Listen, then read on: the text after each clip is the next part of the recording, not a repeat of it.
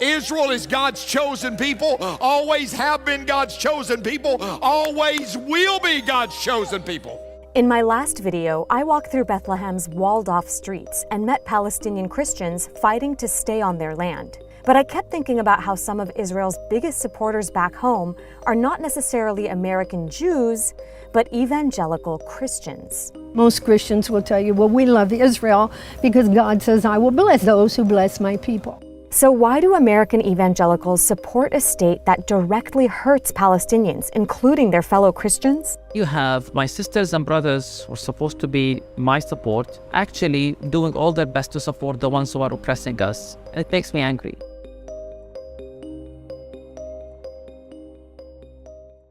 Here's something that might surprise you. White evangelical Christians in the U.S. are more than twice as likely as American Jews to believe that God gave Israel to the Jewish people. Now, not all evangelicals believe this, but the ones that do, their voices are often the loudest and most influential. The title deed to the land of Israel is recorded in the Bible, which gives the Jewish people a clear and unclouded title to that land forever. It belongs to them, and it belongs to them only. People that share this view are called Christian Zionists. They believe the Bible commands them to support and defend the modern-day state of Israel, regardless of what this means for the Palestinians who live under its occupation. They point to one biblical verse in particular, Genesis 12:3, that they believe references the modern state of Israel. Genesis 12, here it is in the very beginning of the Bible. I'll bless and I'll curse those who curse her. I met Sharon Sanders in Jerusalem. She's an American Christian who moved here from Illinois in the 1980s out of a deep religious sense of mission to support Israel. She and her husband founded the charity Christian Friends of Israel, which aims to help people from recent Jewish immigrants to Israeli soldiers. Just simply kindness of the heart to say thank you for protecting us. Thank you for taking care of the land. Her charity is one of several foreign Christian-led organizations that have flourished in Israel in recent years. It's estimated that every year evangelicals give around $200 million to Israel. Worldwide donations from the Jewish community far surpass that, but Christian contributions continue to rise and show no signs of slowing down. And some organizations specifically raise money for Israeli settlements in the occupied West Bank, which are illegal under international law. We're talking about millions of dollars and political support that is used to continue my oppression. That's Munzir Ishaq, a Palestinian Christian pastor who lives in Bethlehem, the city where Jesus is believed to have been born, that's now surrounded by this massive wall. It's one of the most imposing parts of Israel's military occupation of Bethlehem and other Palestinian territories, an occupation that's now over 50 years old, meaning several generations of Palestinians have never known freedom. When you support a specific state who has racist policies and is enforcing an apartheid state, that would be unbiblical in my mind, right? That wouldn't be loving thy neighbor as yourself. We read the same Bible, but then they are using the Bible as a weapon against me. We Christians call the Bible Injil, the good news. So they've turned the good news into our nightmare. Why is their read of the Bible so different? Evangelicals read the Bible in a very literal and simple way. They believe that you have to bless Israel so that God blesses you. So it's like Israel becomes a gauge of whether you receive blessing from God. Makes me wonder what kind of God they are meeting in the Bible. The God I meet in the Bible is a God of love, is a God of peace. They see in it an image of God who's a tribal God who favors one nation over everyone else based on a promise that's thousands of years old. But for Christian Zionists like Sharon, that promise is prophecy. Many believe that the establishment of Israel in 1948, which displaced the majority of the Palestinians who lived there, was all part of God's divine plan. We see all over God's word that the Jewish people at a certain point in history would begin to find their way back home. And we know that's happened in May 1948 when the state became a real nation. And ever since then, the Jewish people have been coming home. It's a miracle, and we've been living in Bible prophecy ever since. Do you think Jesus, who preached love thy neighbor, would be okay seeing a wall dividing people like that and cutting off people from their land? He probably would have quoted Genesis 12:3 and said, I'll bless those who bless my people. When you're talking, I feel like there's a lot of support an elevation of the Jewish people having Israel. But doesn't that contradict the principles of equality that Christianity preaches? Well, then I think we'd have to go back to God and ask him why he chose the Jewish people. He chose them to be a light to the nations. According to his word, he chose them to bring the Messiah through. I think the key is study what God says, not what man says. To be clear, not all American Christians read the Bible like this. In fact, in the last few years, several prominent U.S. churches have come out in support of Palestinian rights, even endorsing the Palestinian boycott, divestment, and sanctions movement targeting Israel. But even so, the people who do believe in this prophecy have a huge following. And for them, it all culminates into a biblical grand finale called the end times.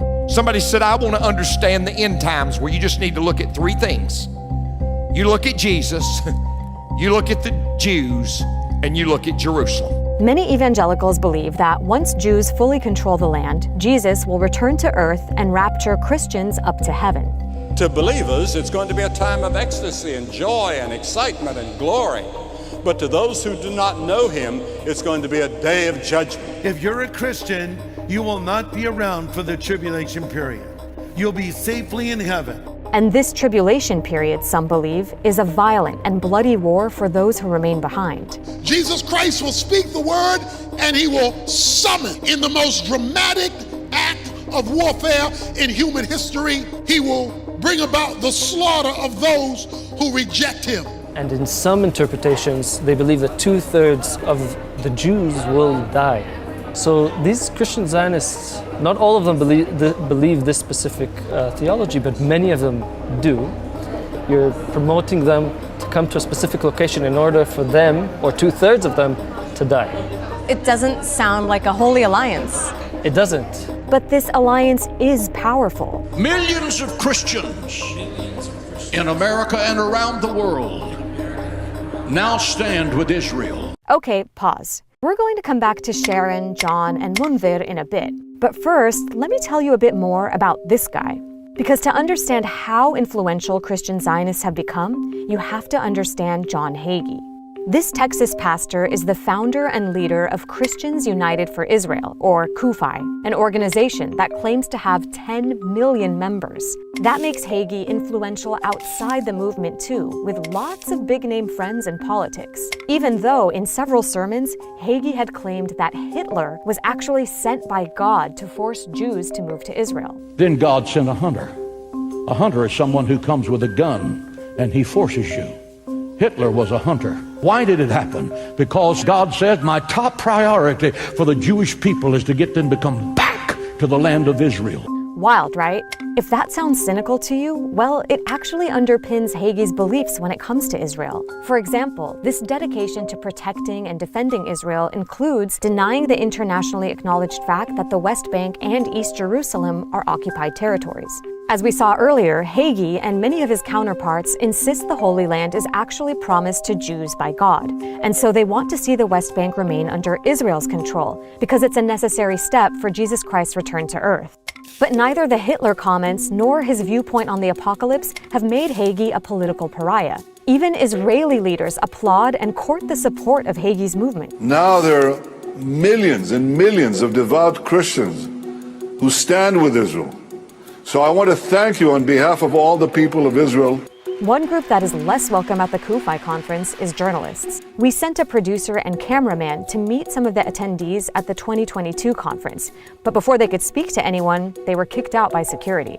Still, I wanted to know, why do so many Christians support the ongoing oppression of Palestinians? I attended a church service in Bethlehem, and I interviewed a pastor there who's really upset at American evangelical Christians for supporting Israel. What would you say to someone like him who's upset with you? Well, I'm sorry for that, but I've also lived here, and I also have seen why sometimes the rules have to be strong. Why? To prevent terrorism, to prevent death. You know, if you have to build a wall, if you have to build a fence, if you have to do whatever it takes to keep those who want to harm you or hurt you, then you do that to save life.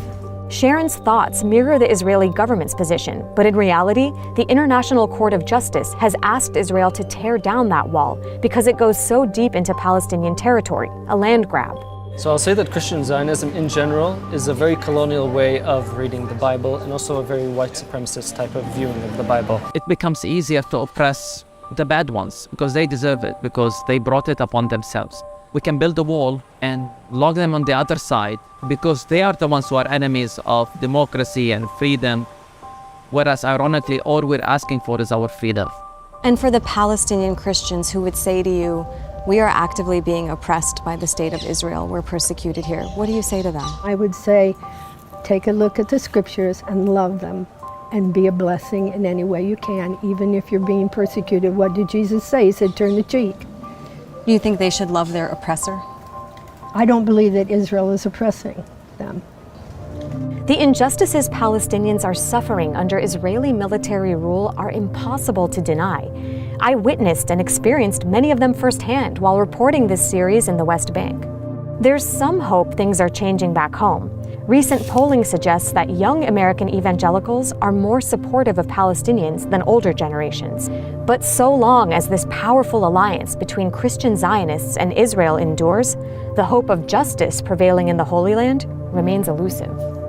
Hi everyone, thanks for watching. Let me know what you thought about this evangelical Christian love for Israel, and make sure you watch my entire series filmed in the occupied West Bank.